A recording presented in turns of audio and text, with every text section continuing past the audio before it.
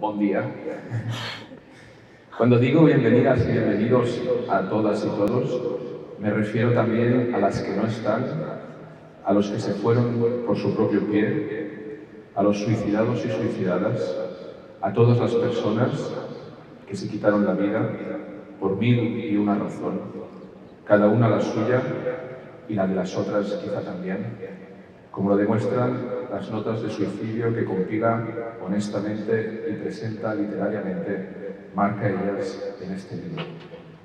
Bienvenidas, pues, todas y todos, lo repito hacia lo alto y hacia lo profundo, bienvenidos a esta asamblea de vivientes y suicidados, convocatoria especial de todas esas voces que recupera este libro para caminar por la senda siempre delicada de un acto blasfemo y valiente, necesario e innecesario, el único problema verdaderamente serio de la vida, un acto triste y sin tristeza imperativa, un agujero, una puerta, un alivio, un tormento, un acto fecundo en sentido y sin sentido, porque el suicidio puede significar todo y nada a la vez, como la vida misma, como la misma muerte.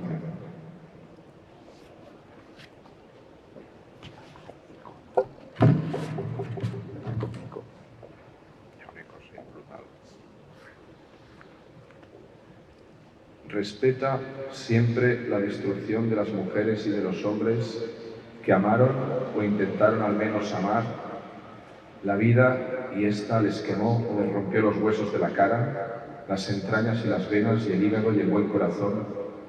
Respeta todos los sagrados y los más humildes hundimientos de los seres humanos. Respeta a quienes se suicidaron.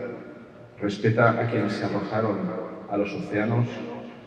No hables mal de ellos, te lo pido de rodillas. Poema de Manuel Vilas, página 101. Bienvenidas y bienvenidos, pues, a esta asamblea en la que se dan cita ilustres escritoras y escritores, poetas y músicos, pintores y cualquier otra persona que dejara una nota de suicidio, porque el suicidio no entiende de jerarquías, como la muerte misma decían las coplas de Manrique.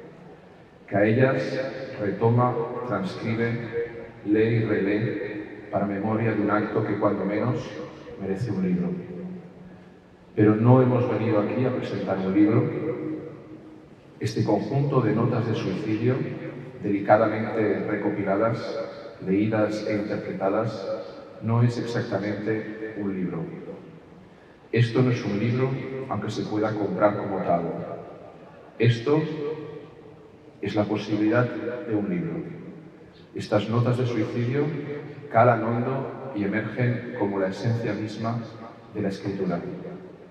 Sin notas de suicidio no habría libros. Sin notas de suicidio no habría escritura. Y no se trata de una hipérbole filosófica para llamar la atención, aunque también es eso. La nota de suicidio nos revela la esencia misma de la escritura, porque la escritura no es la palabra oral, y como tal la escritura debe poder funcionar, ha de tener sentido, incluso en ausencia del sujeto que escribe. Es más, la escritura solo tiene sentido porque funciona sin la presencia del sujeto que cada vez que escribe, está diciendo: estoy muerto. Quizá, como en el último libro de Luna Miguel, titulado Leer, Matar, tenemos aquí, a Caja Books. Leer mata, efectivamente, pero escribir también. Cada vez que escribimos, nos estamos matando. No sé si se entiende lo que estoy diciendo. Cuando hablo, estoy presente de alguna manera, presente en carne y hueso, como ahora, o digitalmente, o por grabación. Siempre hay un conocimiento intuitivo. La escritura, en cambio, necesita que quien escribe no esté. Por ejemplo, cojo un papel ahora y escribo: la marquesa salió a las 5, y lo tiro por ahí. La dejo ahí librada a su suerte.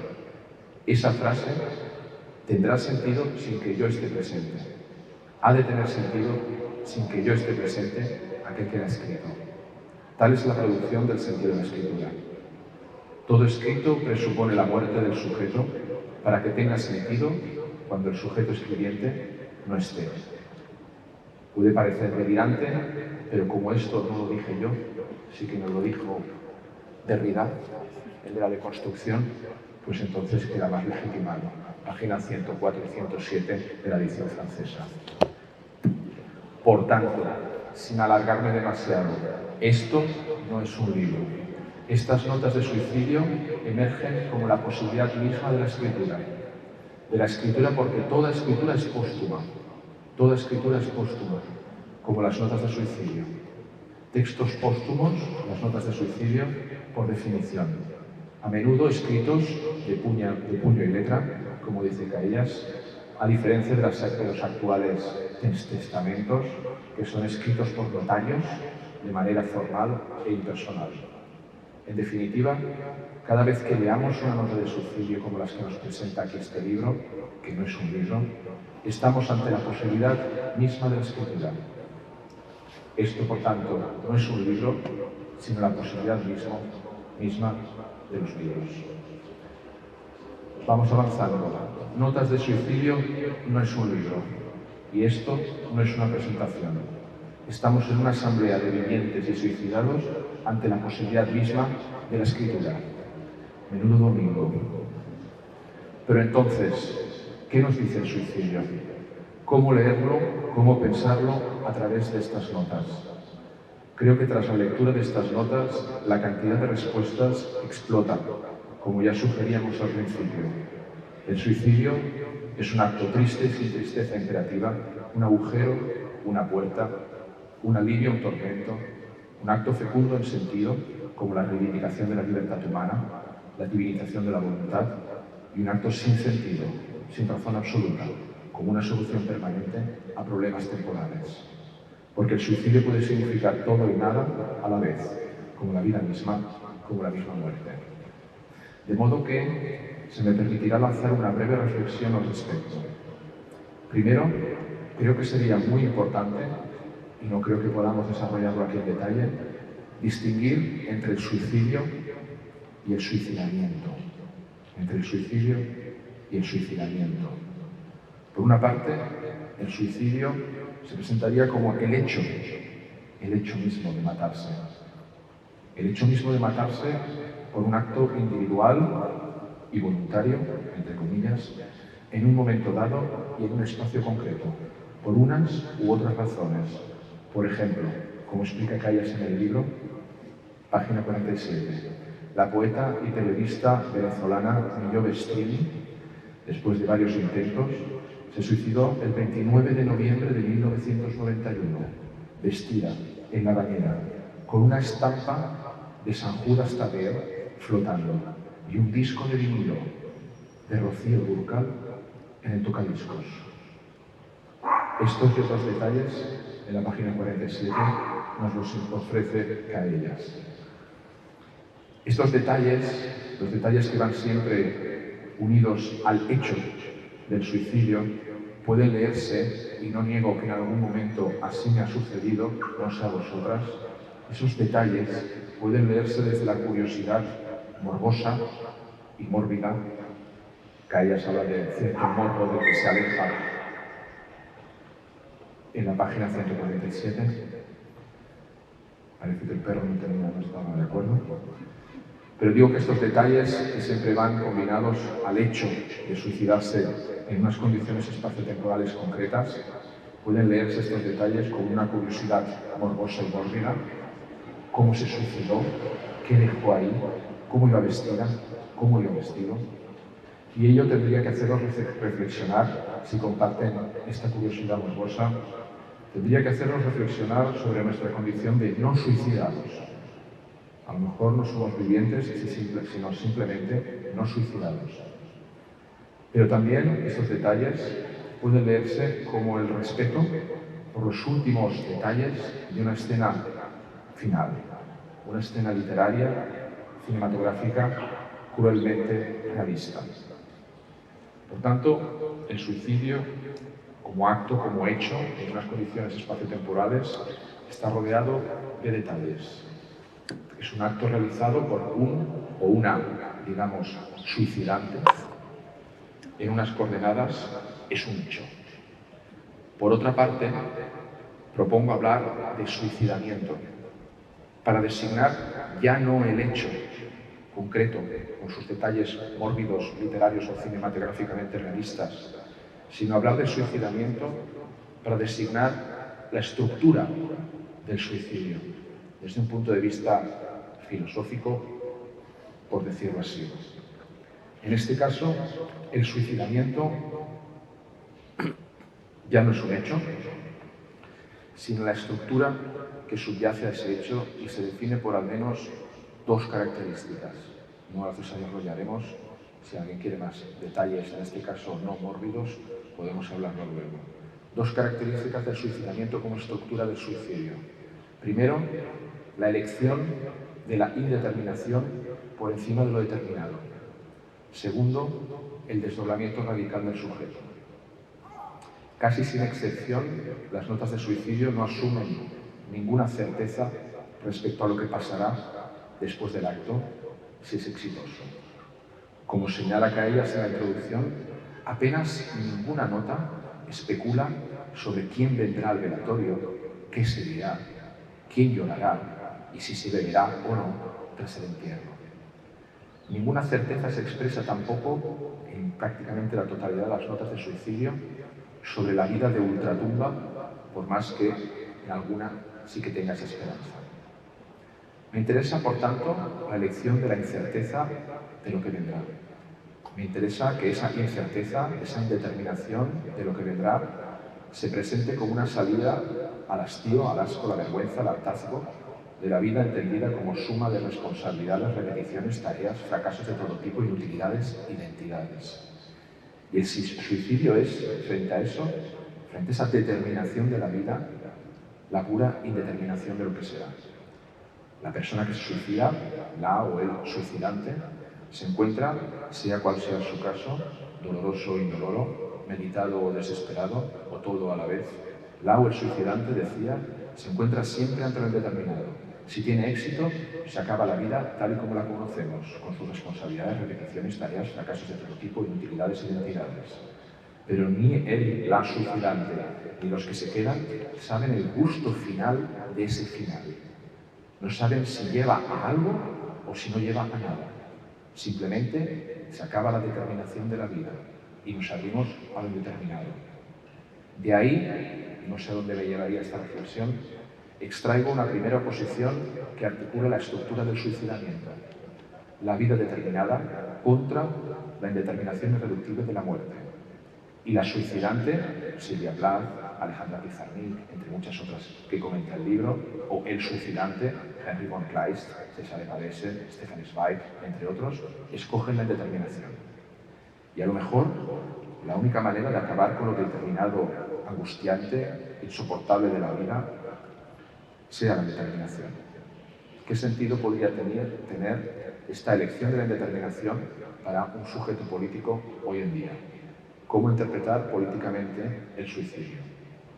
El segundo punto que me interesa, y con esto voy acabando, es la violencia que el propio suicidante, la propia suicidante, ejerce sobre sí misma, sobre sí mismo.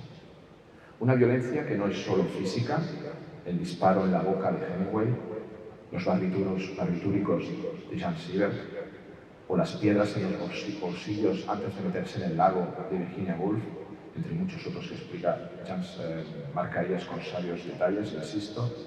Siempre hay una violencia para interrumpir la vida de manera permanente, violencia contra el cuerpo, contra el funcionamiento normalizado del cuerpo. Pero me interesa la violencia antisubjetiva, es decir, la violencia que el suicidante ejerce contra el propio suicidante. El sujeto mata al sujeto. Violencia antisubjetiva, que implica, por tanto, un desdoblamiento efectivo en el seno de la subjetividad. Es cierto que hay muchas situaciones en las que nos desdoblamos en nuestra vida cotidiana, desde los más físicos y quizá banales, por ejemplo, enjabonarse, hasta los más mentales, como hablarse a sí mismo. Pero ningún desdoblamiento implica el acabar con el desdoblamiento. El suicidante, por tanto, se desdobla radicalmente.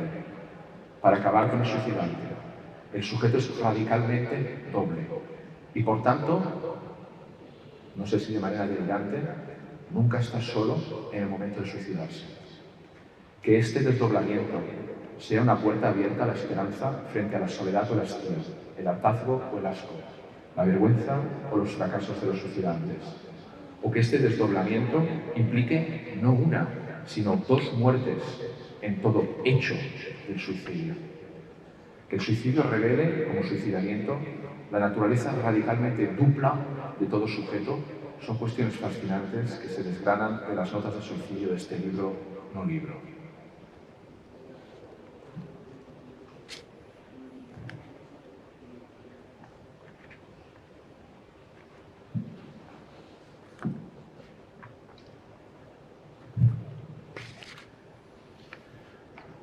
Dejémoslo aquí.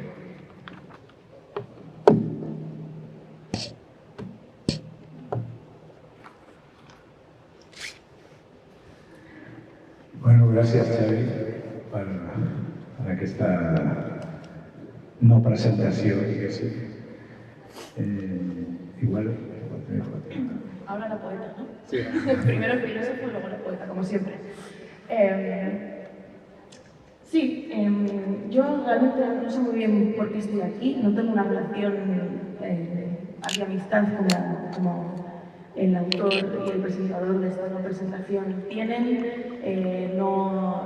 Tampoco hemos hecho grandes proyectos juntos jamás.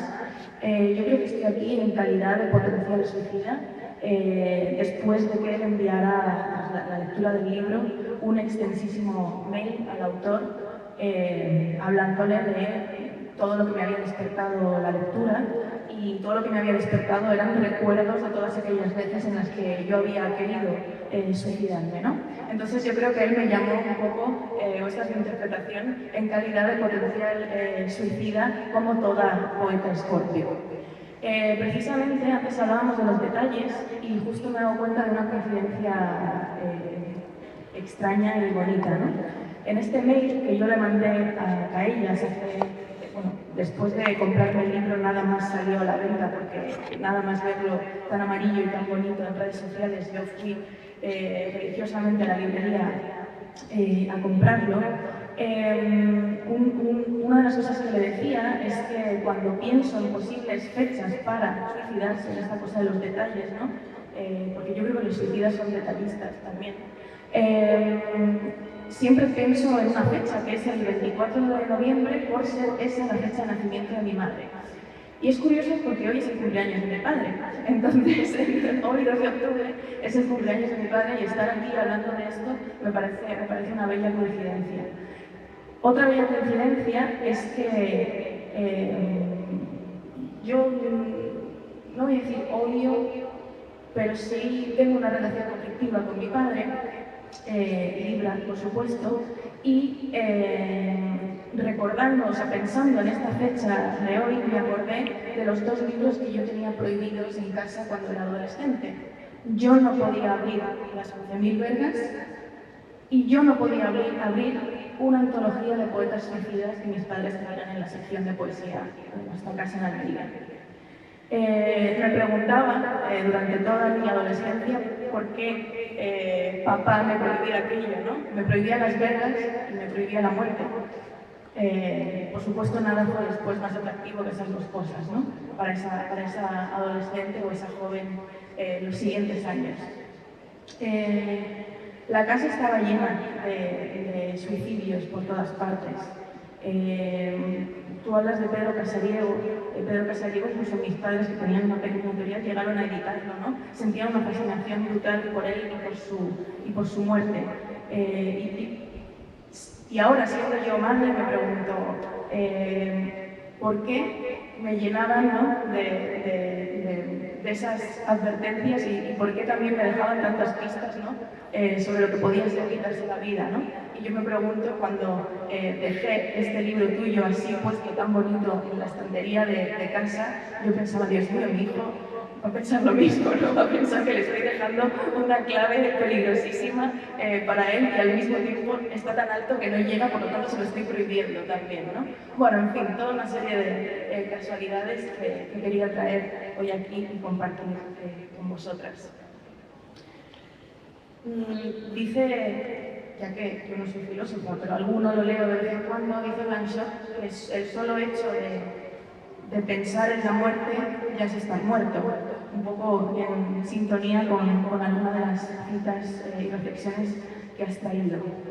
A mí me parece que efectivamente el simple hecho de escribir es ya poner una barrera entre lo que somos levemente y a lo que queremos muchas veces incluso aspirar eternamente, ¿no? Parece que la escritura también sea una especie de falsa eternidad y la eternidad solo es posible si nos acabamos, ¿no? Entonces, una de las cosas que también pensaba cuando leía tu libro era precisamente que todas estas personas que a ojos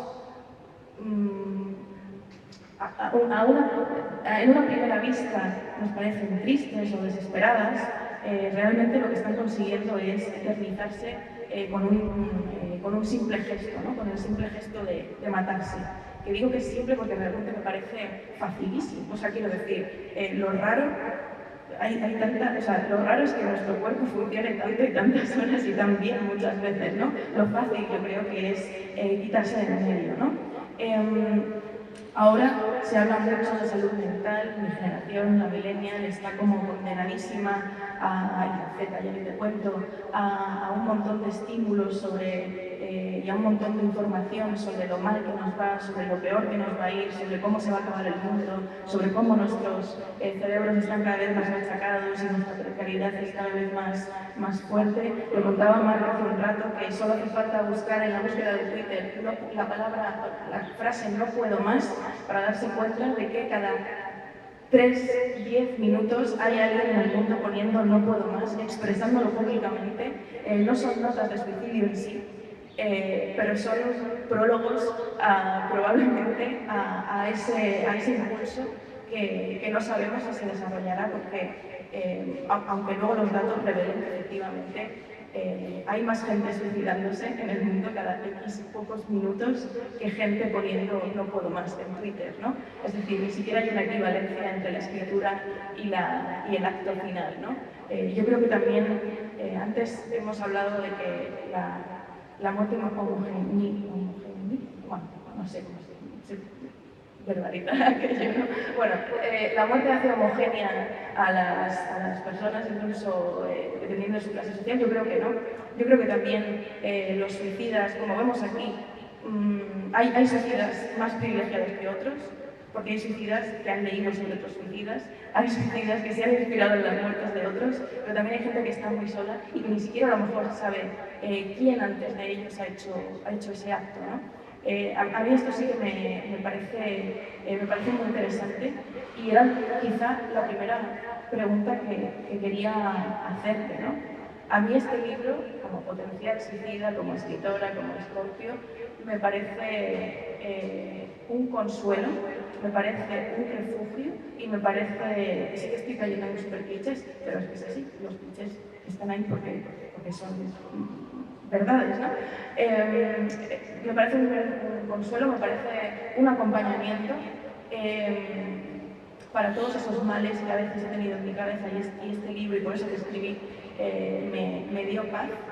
Pero al mismo tiempo me pregunto cuán privilegiada soy yo que veo la foto del libro en Instagram, puedo ir, tengo dinero para ir a comprarme el libro, tengo tiempo para leerlo, tengo tiempo para seguir acumulando bibliografía y tengo tiempo para seguir calmándome en las historias de muerte de los otros. Pero ¿cuánta gente no puede hacer eso, no? Entonces esa es mi primera pregunta, si te parece. Y en relación a lo que decía Xavier, ¿qué peso tiene la clase y el contexto y la formación literaria, por así decirlo, o artística, en las diferentes maneras que has encontrado tú de matarse? Bueno, antes de responder, nada, us agradezco a tots i a totes, no, que estigueu aquí y bueno, gracias a Xavi y a ti, Luna, que creo que después de sus intervenciones no hace falta justificar por qué nos invité a hablar.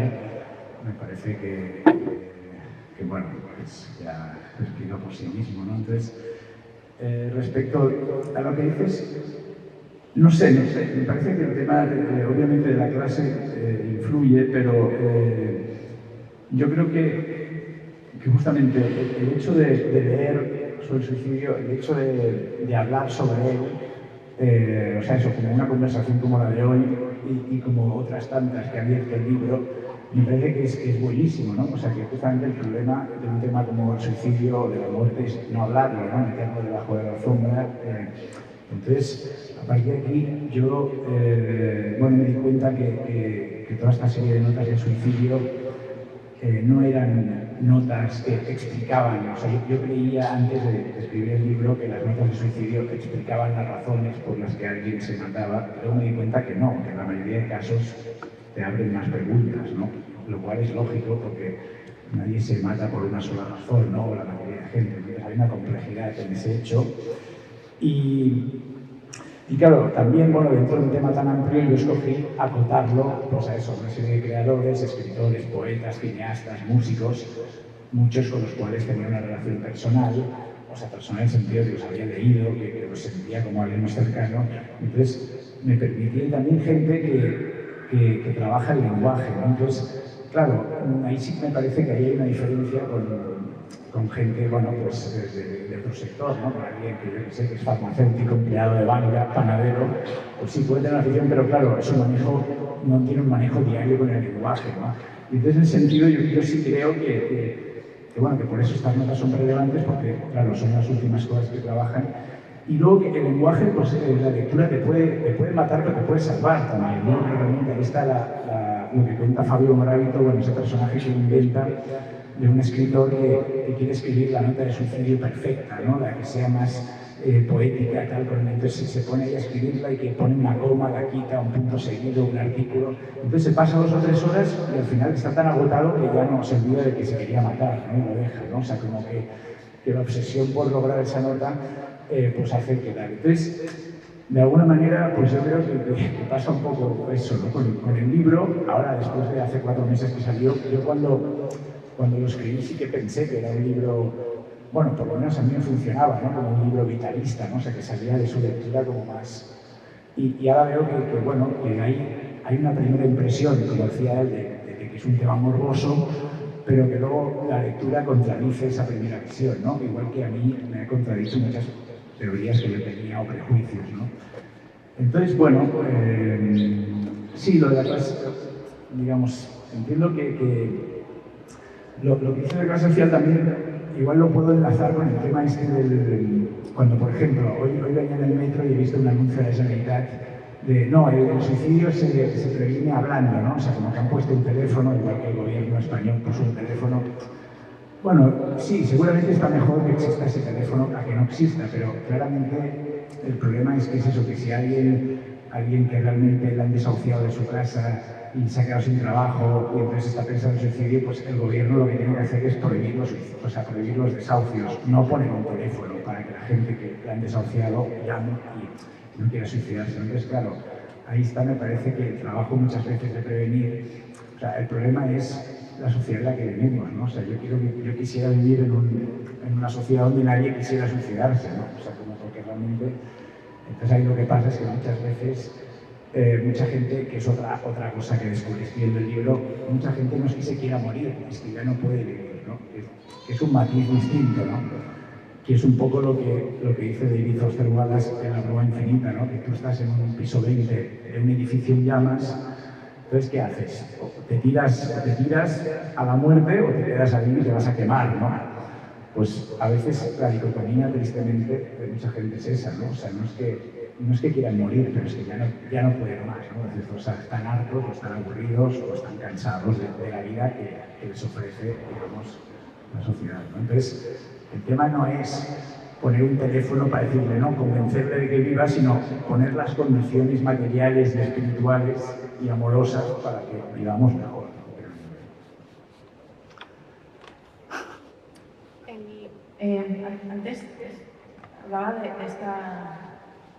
a veces también escribir es salir de ese límite de llamas, para que nos dedicamos a esto, sabemos, ¿no?, que esa forma de poner palabras sobre el papel es salir del límite de llamas sin tener que tirarse necesariamente por la ventana.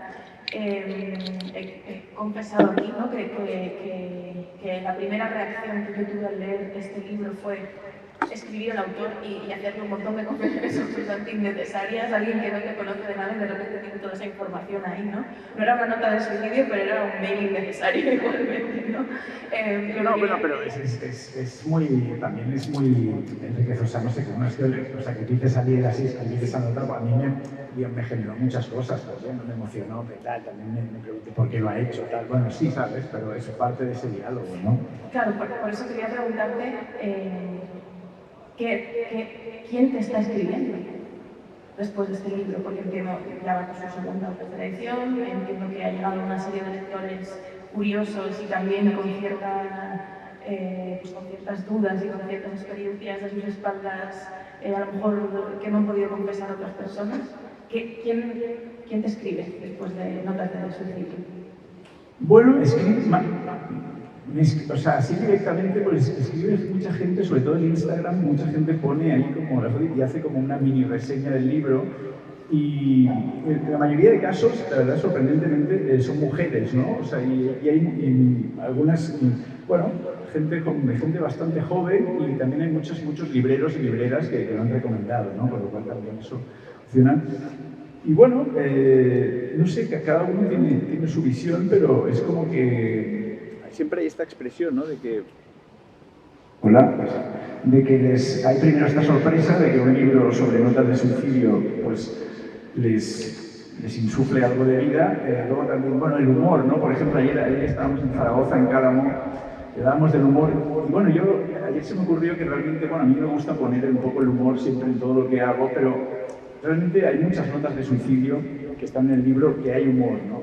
Y es una cosa que sorprende, pero al mismo tiempo lo admiro, ¿no? Que alguien en ese momento incluso tenga la capacidad de reírse de sí mismo, ¿no? O de entender que la vida, pues sí, es muy seria, pero al mismo tiempo es una farsa todo, ¿no? Entonces es como que ahí pues el poeta Kariotakis, ¿no?, griego, ¿no?, que se lanza al mar y está 6 horas en el agua y como es tan buen nadador, dice, el mar lo expulsa a la playa, agotado, y entonces él se sienta ahí, escribe, y al día siguiente, bueno, se escribe una nota, al día siguiente se pega un tiro ahí al lado de la playa, y luego descubres la nota, y en la nota explica que, dice, bueno, si a alguien se le ocurre matarse, no se tire al mar porque es muy pesado y muy aburrido, ¿no? O sea, como que no puedes dejar de reírte, o sea, propio tipo, o sea, ha probado una manera de suicidarse, ha fracasado y da un consejo a la posteridad para no hacerlo, ¿no? Entonces ya ese tipo de cosas consideré que me legitimaban a mí para también usar un poco de humor, ¿no? Porque es un humor, digamos, que profundiza, ¿no? No es un humor de reírte sino un humor de que te ayuda a entender cosas, ¿no? O sea, o Hunter S. Thompson, pues, diciendo que ya, pues que está harto, que es un viejo chocho, que ya no hace gracia a nadie, pues, y escribir esa nota que es como un poema o una canción. Entonces, bueno, volviendo a esto, no sé, las lecturas es siempre sorprendente lo que la gente, las impresiones que tiene sobre el libro.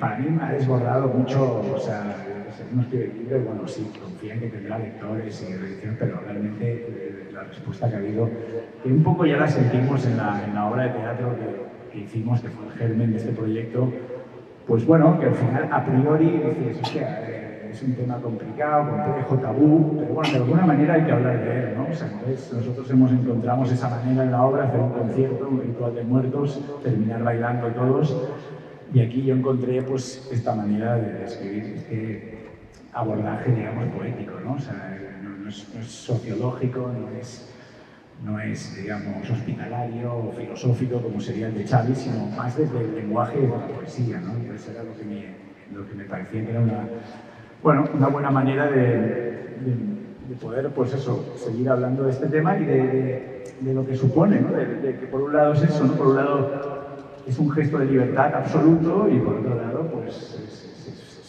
es muy triste, ¿no? O sea, como que Pero claro, que te entristezca el suicidio de alguien no quiere decir que lo comprendas, ¿no? No es incompatible, ¿no? O sea, como que hay que hacer un esfuerzo por entender, ¿no? Para los dos, ¿qué pensáis de la gente que lee las notas de suicidio de los demás, ya sea bella, ya sea escueta, ya sea humorística, y lo primero que piensa es qué egoísta el que lo ha hecho?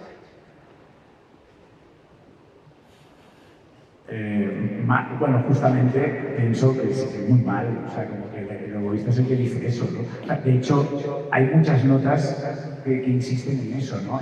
No se culpa a nadie de mi muerte, ¿no? O sea, como... Y eso, la culpa, yo creo que es una herencia del cristianismo, de la herencia cristiana, aunque ya ahora mucha gente, digamos, cada vez estamos más alejados, lo tenemos dentro, la culpa de que se mata a alguien, entonces la pareja, el hijo, el padre, se sienten culpables porque no hicieron lo suficiente porque no se matara, cuando al final yo creo que nadie puede, si alguien quiere hacerlo, o sea, no puede evitar. Y entonces muchas notas de suicidio pues incluyen esta frase, ¿no? O sea, de que no se culpa a nadie de mi muerte, ¿no? Luego algunos añaden coletillas y por favor nada de chismes, ¿no? Como Mayakovsky, el difunto odia los chismes, ¿no? Entonces claro, hay como este tema de... Me parece que esto enlaza con otra reflexión que hago, bueno, que me pregunto yo, ¿no? Que a veces el duelo también es egoísta, ¿no? Porque en realidad cuando se muere alguien cercano, pues claro, obviamente hay un duelo, ¿no? Hay un dolor y estamos tristes pues muchas veces porque egoístamente, porque esa persona pues ya no estará con nosotros, ya no nos besará, ya no nos contará chistes, ya no podremos salir con ellos, pero de verdad empatizamos con esa persona, ¿no? O sea, como realmente nuestro dolor es por nosotros o es por él, ¿no? O sea, es interesante preguntarse eso, ¿no? O sea, nos hemos metido suficiente en la piel de él, saber lo que él estaba pasando, porque claro, decir que es un egoísta o que sí, que mal, bueno, me parece que eso es lo que nosotros sentimos, ¿no?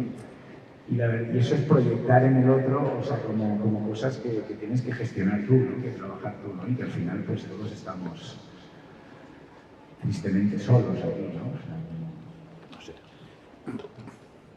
Sí, yo creo que a tener de lo que estáis diciendo y lo del egoísmo,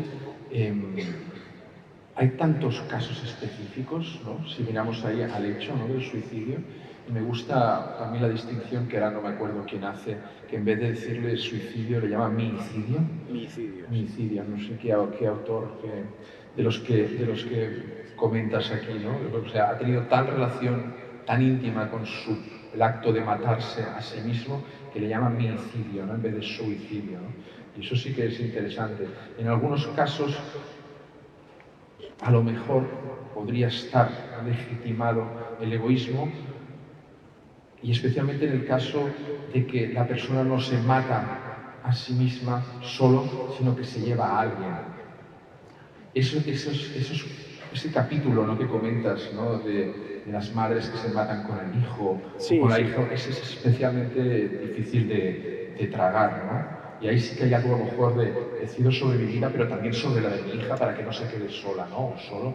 Ahí sí que a lo mejor sí que sería legítimo hablar de egoísmo. En los otros casos habría que verlo caso por caso, pero en los otros casos no es tan legítimo o justificado. Pero en este caso de que el suicidio arrastra a la otra persona, ahí sí que hay algo de egoísmo, ¿no? No, total. Bueno, ese es el caso de Asia Webin, ¿no? Que se mata y lo justifica en la nota diciendo que, bueno, como que ya nadie va a querer adoptar a esa hija, va a tener una vida, pero claro, es muy fuerte porque su hija tiene, no sé, 5 años, creo, ¿no? Entonces, evidentemente, sí, ¿no? Es muy difícil de justificar, ¿no? Uno intenta no juzgar porque es otra de las cosas que me planteé en el libro, de no juzgar, ¿no? a los que escribieron esas notas, sino simplemente pues tratar de entender el contexto, analizar su lenguaje, pero claro, hay casos que...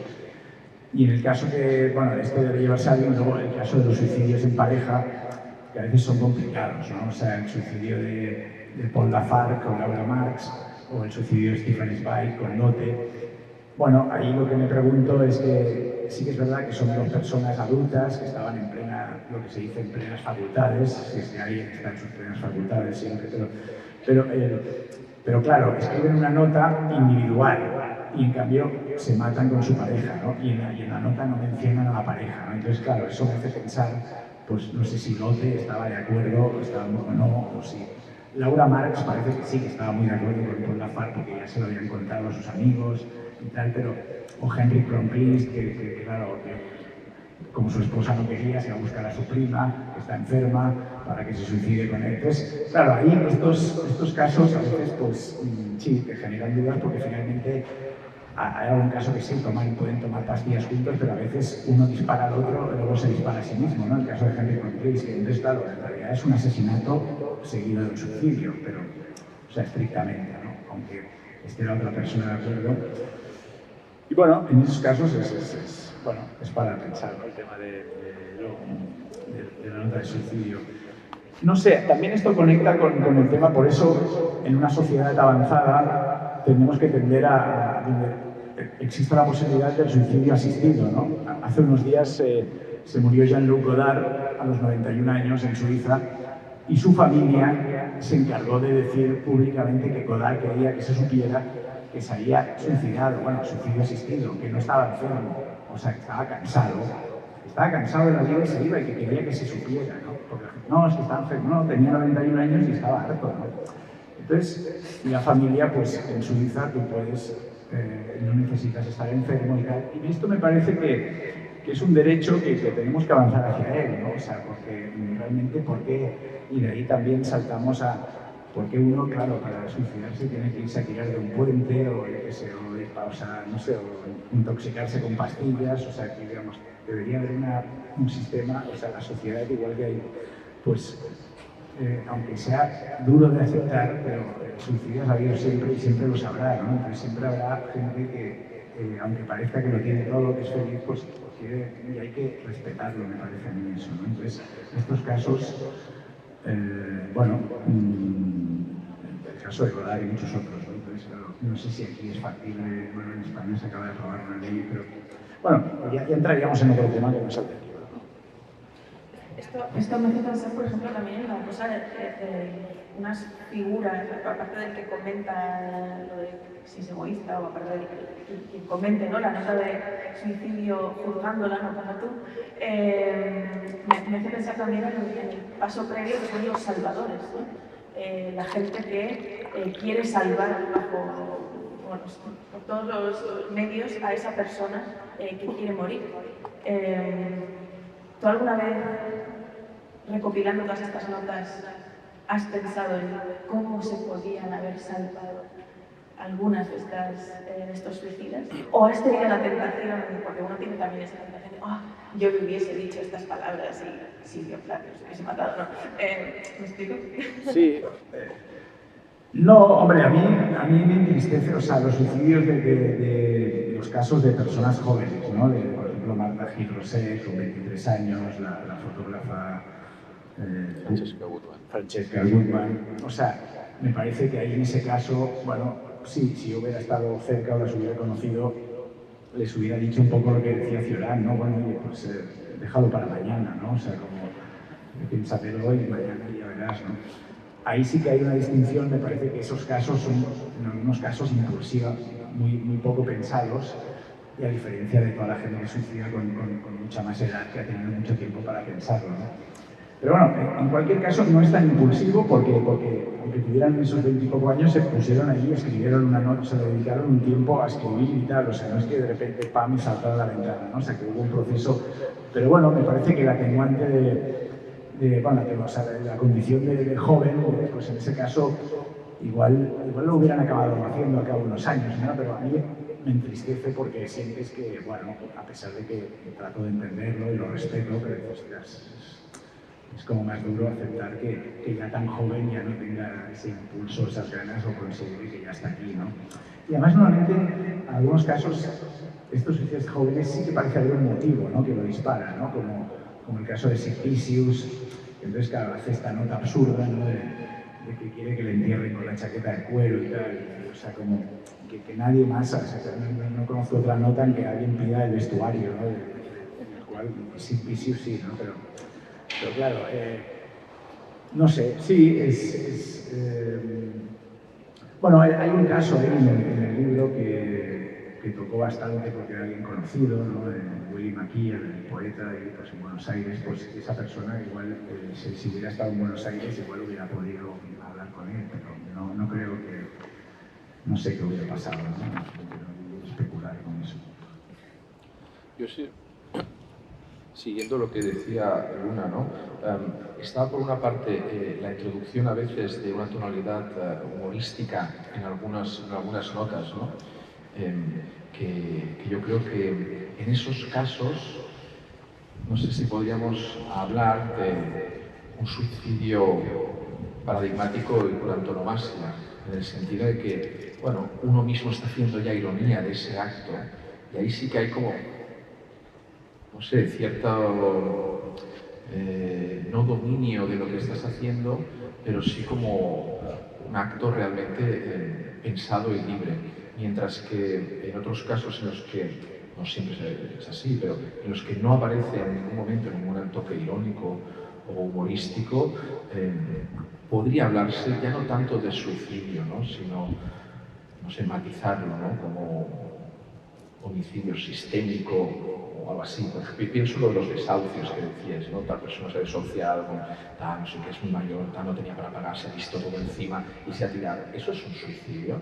Eso es un homicidio sistémico o un suicidio sistémico, pero no es un suicidio. A mí lo que me interesaba de este libro es que, teniendo en cuenta todos los casos de, llamémosle, homicidio sistémico, es decir, se te ha caído encima una de las injusticias garrafales del sistema y no puedes poner a individuo contra el sistema, pues te suicidas, eso sería el caso.